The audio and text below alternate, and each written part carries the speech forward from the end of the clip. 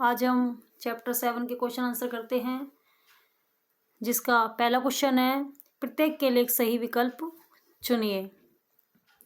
आपके पिताजी ने एक सॉस पैन खरीदा जो दो भिन्न पदार्थों कै खे से बना है, जैसा कि चित्र 7.14 में दर्शाया गया है। पदार्थ कै और खे के निम्नलिखित गुणधर्म है। इसमें पहला है कै और खे दोनों ऊष्मा के सुचालक हैं। कै और खे दोनों ऊष्मा के कुचालक हैं। कै ऊष्मा का सुचालक और खे कुचालक है। कै ऊष्मा का कुचालक है और खे सुचालक। तो इसके सॉस पैन का जो खे वाला हिस्सा है वो तो एक हैंडल है जो ऊष्मा का कुचालक होता है। उसको ऐसे पदार्थों से बनाया गया है जिससे हमें कोई हानि नहीं पहुंचे, हमें गर्म नहीं लगे। और कै ऊष्मा का सुचालक है। तो इसका सही आंसर है बच्चों गे, कि कै ऊष्मा का सुचालक है और खे ऊष्मा का कुचालक है। तो सेकंड क्वेश्चन देखते हैं। यह हमारे रसोई में काम आने वाला बर्तन है जिसमें हम दाल वगैरह फ्राई कर सकते हैं। सेकंड क्वेश्चन है चित्र 7.15 में दर्शाया अनुसार मोम के साथ एक धातु पट्टी पर पिनों को चिपकाया जाता है और एक जलती हुई मोमबत्ती पट्टी के नीचे रखी जाती है। निम्नलिखित में धातु पट्टी से क्या घटित होगा? कै है सभी पिन लगभग समान समय पर गिरेंगी। खे है पिन 1 और 2 पिन 3 और 4 से पहले गिरेंगी। थर्ड है पिन 1 और 2 पिन 3 और 4 से बाद में गिरेंगी। गे है पिन 2 और 3 लगभग समान समय पर गिरेंगी। तो इसका सही आंसर है खे। क्या है बच्चों? सही आंसर है इसका खे। पिन 1 और 2 पिन 3 और 4 से पहले गिरेंगी, क्योंकि ऊष्मा का स्थानांतरण गर्म से ठंडे की ओर होता है। तो इसलिए पिन 1 और 2 पिन 3 और 4 से पहले गिरेंगी। अब देखते हैं आगे थर्ड क्वेश्चन। थर्ड क्वेश्चन है अपना बच्चों एक ध्रुव संसूचक यंत्र वह यंत्र है जो धुएं का पता लगाता है और अलार्म बजा देता है। मान लीजिए आप अपने कमरे में एक ध्रुव संसूचक यंत्र लगा रहे हैं। इस यंत्र की लगाने का सबसे उपयुक्त स्थान होगा। पहला है फर्श के पास, सेकंड है दीवार के मध्य में, थर्ड है छत पर, फोर्थ है कमरे में कहीं पर। तो इसका सही आंसर होगा बच्चों गे, जिसका आंसर है छत पर। किस पर? छत पर। छत पर इसको लगाया जाता है जिससे वो वहाँ पर धुएं को बाहर निकाल देता है। तो देखते हैं बच्चों अगला क्वेश्चन। सॉरी बच्चों, जो हमने कराए थे वो पहले के 3 क्वेश्चन थे। अब सेकंड क्वेश्चन है अपना एक दुकानदार आपको एक गिलास में ठंडी लस्सी देता है। संयोगवश गिलास में एक छोटा सा रिसाव है, यानी वो अंदर से उसमें कोई छिद्र हो रहा है। आपको दुकानदार एक और गिलास देता है ताकि आप रिसाव वाला गिलास उसमें रख ले, जिससे वो कुछ भी लस्सी है जो बाहर नहीं निकले। क्या यह व्यवस्था आपकी लस्सी को अधिक देर तक ठंडा रखने में सहायता कर सकती है? व्याख्या कीजिए। इसका आंसर है बच्चों हाँ, यह व्यवस्था लस्सी को अधिक देर तक ठंडा रखने में सहायता कर सकती है। दूसरा गिलास रिसाव वाले गिलास के चारों ओर हवा की परत बनाता है जो ऊष्मा की कुचालक होती है, क्योंकि उसमें बाहर से हवा नहीं लगेगी। यह हवा बाहरी गर्मी को लस्सी तक पहुंचने से रोकती है, जिससे लस्सी अधिक समय तक ठंडी रहती है। तो ये दूसरा क्वेश्चन हो गया। तीसरा है अपना कारण सहित बताइए कि निम्नलिखित कथन सत्य है अथवा असत्य। इसमें पहला है ठोस में ऊष्मा का स्थानांतरण संवहन द्वारा होता है। असत्य है ठोस में ऊष्मा का स्थानांतरण संवहन द्वारा नहीं होकर चालन द्वारा होता है। ये असत्य है। ठोस में ऊष्मा का स्थानांतरण मुख्यतः चालन द्वारा होता है, न कि संवहन द्वारा। संवहन द्वारा द्रव और गैस में होता है। ये हमने पाठ में पढ़ा था कि ठोस में तो ऊष्मा का स्थानांतरण चालन द्वारा होता है, द्रव में गैस में है जो संवहन द्वारा होता है और विकिरण को कोई माध्यम की आवश्यकता नहीं होती है। तो हमारे 3 क्वेश्चन हो गए हैं। तीसरे का ख है, हमने अभी क्या किया था, ख है इसमें चालन में ऊष्मा का स्थानांतरण कणों की वास्तविक गति के द्वारा होता है। इसमें भी असत्य है, चालन में ऊष्मा का स्थानांतरण कणों की वास्तविक गति के बिना होता है। कण अपनी स्थिति पर स्थिर रहते हैं और ऊष्मा को अगले कण तक स्थानांतरित करते हैं। यह भी असत्य हो गया। तीसरे का ग है, मृदा की सतह वाले क्षेत्रों से बालू की सतह वाले क्षेत्रों की तुलना में जल का रिसाव अधिक होता है।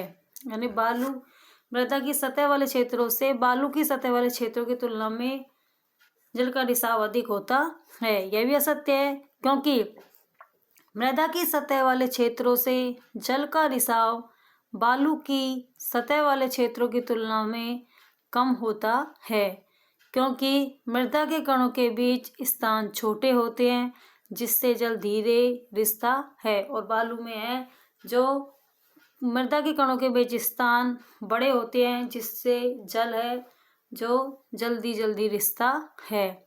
तो हमारे तीसरे क्वेश्चन के ग तक हो गया है। आगे देखते हैं। ग के बाद है घ।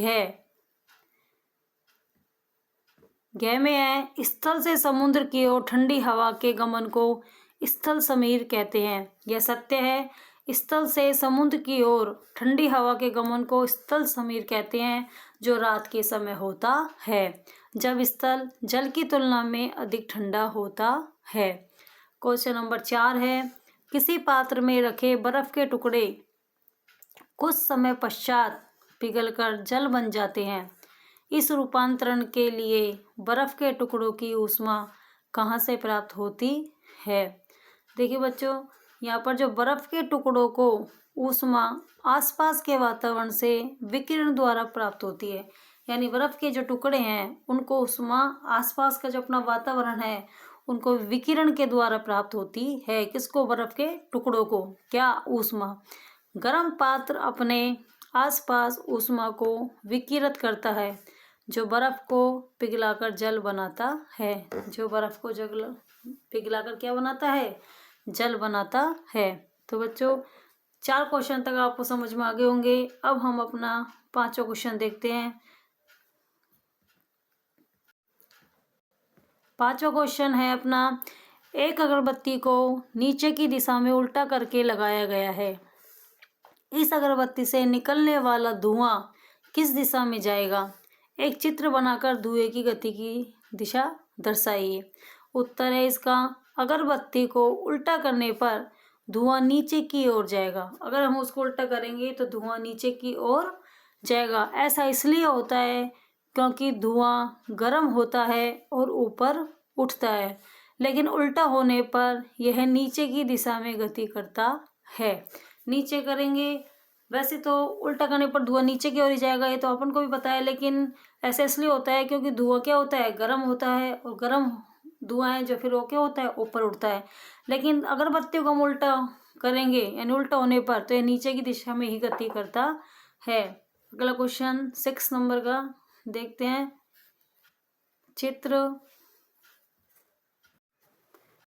क्वेश्चन 6 है, चित्र 7.16 में दिखाए अनुसार जलयुक्त परख नलियों को एक मोमबत्ती द्वारा समान समय तक गर्म किया जाता है। चित्र 7.16 क में अथवा चित्र 7.16 ख में दिखाए गए दोनों तापमापियों में से कौन सा अधिक तापमान मापेगा और क्यों? तो इसका आंसर है, बताओ आप इसका आंसर क्या होगा?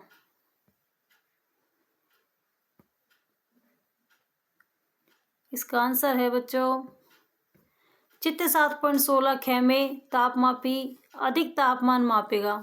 ऐसा इसलिए क्योंकि चित्र 7.16 ख में मोमबत्ती की लो परख नली के ठीक नीचे है, जिससे जल को अधिक ऊष्मा सीधे चालन और संवहन द्वारा प्राप्त होती है।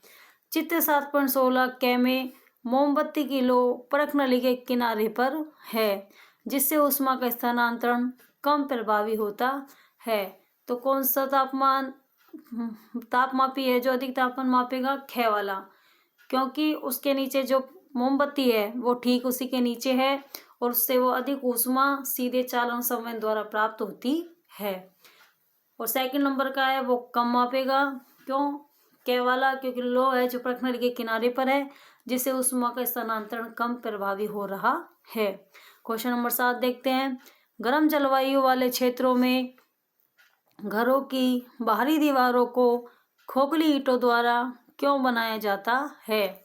गर्म जलवायु, इसका आंसर है गर्म जलवायु वाले क्षेत्रों में घरों की बाहरी दीवारें खोखली ईंटों से बनाई जाती है, क्योंकि खोखली ईंटों में उपस्थित वायु ऊष्मा की कुचालक होती है। यानी जो ईंटों के अंदर जो उनमें वायु उपस्थित होती है वो ऊष्मा की कुचालक होती है।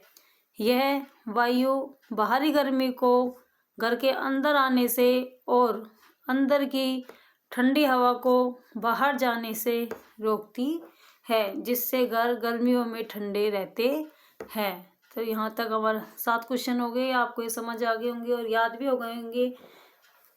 अगला क्वेश्चन है अपना 8 नंबर का। जल के बड़े निकायों की उपस्थिति किस प्रकार आसपास के क्षेत्रों में तापमान की अधिक बढ़ने से रोकती है? समझाइए। इसका आंसर है जल के बड़े निकायों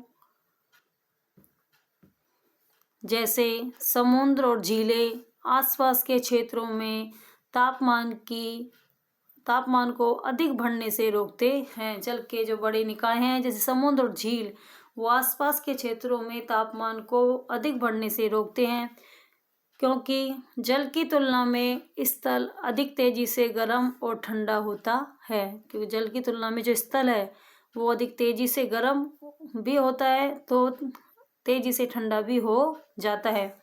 दिन के समय जल धीरे गर्म होता है, जिससे समुद्र से ठंडी हवा समुद्र समीर यानी स्थल की ओर बहती है, जो तटीय क्षेत्रों को ठंडा रखती हैं।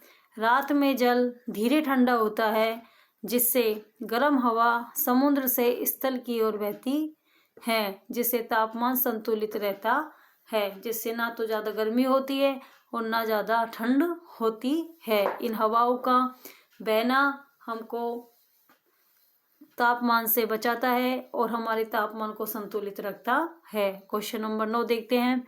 व्याख्या कीजिए कि किस प्रकार जल पृथ्वी की सतह के नीचे की ओर रिसता है और भौम जल के रूप में संग्रहित होता है। जल पृथ्वी की सतह के नीचे मृदा और चट्टानों के बीच के रिक्त स्थानों और दरारों से रिसता है, जिसे अंतःस्यंदन कहते हैं। यह प्रक्रिया तब होती है जब वर्षा का जल या सतही जल मृदा, बालू या बजरी जैसे माध्यमों से होकर नीचे जाता है। बजरी में बड़े रिक्त स्थान होने के कारण जल तेजी से रिसता है, जबकि मृदा में छोटे रिक्त स्थानों के कारण माध्यमों से होकर नीचे जाता है। बजरी में बड़े रिक्त होने के कारण यानी बजरी में जो बड़े रिक्त स्थान होते हैं उनके कारण जल तेजी से रिसता है, जबकि मृदा में छोटे रिक्त स्थानों के कारण धीरे रिसता है। यह रिसा हुआ जल अवसाद और चट्टानों की भूमिगत परतों में संग्रहित हो जाता है, जिन्हें जल भृत कहते हैं। इन जल भृतों से कुओं और हैंडपंपों के माध्यम से भौम जल प्राप्त किया जाता है। क्वेश्चन नंबर 10 है जो हमारा लास्ट क्वेश्चन है। जल चक्र पृथ्वी पर जल के पुनः वितरण और पुनः भरण में सहायता करता है। इस कथन की पुष्टि कीजिए। इसका आंसर है जल चक्र पृथ्वी पर जल के पुनः वितरण और पुनः भरण में सहायता करता है। यानी पृथ्वी पर जल का पुनः वितरण आना, पुनर्वितरित करना, दोबारा इकट्ठा करना वापस, सूर्य की ऊष्मा के कारण समुद्र, नदियों और झीलों का जल वाष्पित होकर जलवाष्प बनता है। यह जलवाष्प ऊपर उठकर ठंडा होता है और संघनन द्वारा बादल बनाता है। बादलों से वर्षा, हिम या ओलों के रूप में जल पृथ्वी पर वापस आता है, जो नदियों, झीलों और समुद्रों में जाता है या मृदा में रिसकर भौम जल के रूप में संग्रहित होता है। इस प्रकार जल चक्र जल को विभिन्न जल निकायों में पुनः वितरित करता है और भौम जल के स्रोतों को पुनः भरता है, जिससे पृथ्वी पर जल की कुल मात्रा संरक्षित रहती है।